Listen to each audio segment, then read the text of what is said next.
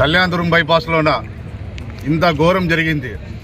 ఇంత ఘోరం జరిగింటే ఎక్కడ ఉన్నారు ఈ ప్రజాప్రతినిధులు? ఎక్కడ ఉన్నారు వీళ్ళంతా? రాజకీయ నాయకులు అందరూ కలిసి ఆ రోజు ప్రజల్లోకి వచ్చి ఓట్లు అడుగుతున్నారే, ఆ ఓట్ల ఇంటింటికి వచ్చి గడప పట్టుకొని కాళ్ళు పట్టుకొని ఓట్లు వేయించుకుంటున్నారు. ఈరోజు అన్యాయం జరిగితే రారా మీరు? అన్యాయం జరిగిన వచ్చి రావాలి కదా, అడగాలి కదా వాళ్ళకి. ఇంత బాధపడుతున్నారు, చిన్న చిన్న పిల్లల్ని బయటికి తీస్తున్నారు బయటికి. ఇది సమాజం అనుకుంటున్నారా, లేకపోతే మన అటవిక రాజ్యం అనుకుంటున్నారా? ఇదే మన అడవి రాజ్యంలో ఉన్నామా చెప్పండి, లేకపోతే ఎక్కడన్నా దూరంగా ఉన్నామా? ఒక సమాజంలోన లేడీస్ని ఇష్టం వచ్చినట్లు బయటికి లాగడము, ఇష్టం వచ్చినట్లు చేయడము, చిన్నపిల్లల్ని కూడా నోటీసులు ఇవ్వండి.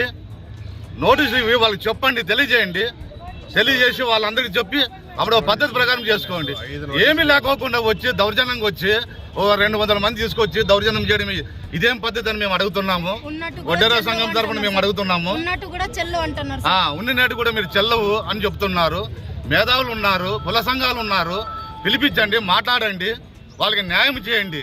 అంతేగాని ఇప్పుడు ఎవరు రాకోకుండా వాళ్ళు ఇష్టం వచ్చిన వారు రోడ్ల మీద పారేస్తే వాళ్ళ పరిస్థితి ఏంటి, వాళ్ళ బతుకులేంటి, ఇవన్నీ ఆలోచన చేసుకుంటారని చెప్పి ప్రజలు కూడా మీరు బాగా అలర్ట్గా ఉండండి. ఎవరికి భయపడొద్దండి.